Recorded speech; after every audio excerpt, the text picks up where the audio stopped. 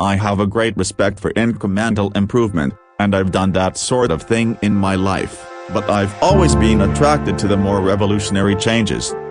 I don't know why, because they're harder, they're much more stressful emotionally, and you usually go through a period where everybody tells you that you've completely failed. A lot of people in our industry haven't had very diverse experiences, so they don't have enough dots to connect. And they end up with very linear solutions without a broad perspective and a problem, the broader one's understanding of the human experience. The better design we will have. I've done a lot of things I'm not proud of, such as getting my girlfriend pregnant when I was 23 and the way I handled that. As individuals, people are inherently good. I have a somewhat more pessimistic view of people in groups, and I remain extremely concerned when I see what's happening in our country, which is in many ways the luckiest place in the world. We don't seem to be excited about making our country a better place for our.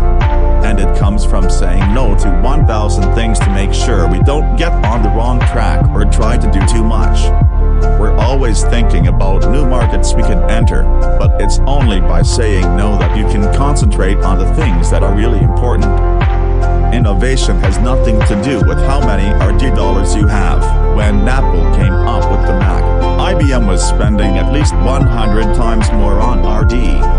It's not about money, it's about the people you have, how you're led, and how much you get it. For you to sleep well at night, the aesthetic, the quality, has to be carried all the way through. We don't get a chance to do that many things, and everyone should be really excellent, because this is our life. Life is brief, and then you die, you know. So this is what we've chosen to do with our life. My model for business is the Beatles. They were 4 guys that kept each other's negative tendencies in check. They balanced each other, and the total was greater than the sum of the parts. I learned about serif and sans serif typefaces, about varying the amount of space between different letter combinations, about what makes great typography great. It was beautiful, historical, artistically subtle in a way that science can't capture, and I found it fascinating.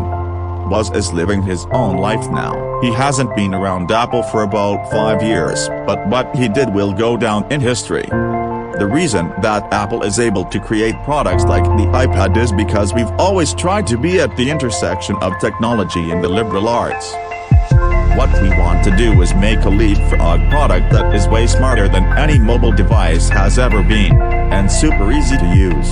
This is what iPhone is, okay? So, we're going to reinvent the phone. Most people have no concept of how an automatic transmission works, yet they know how to drive a car.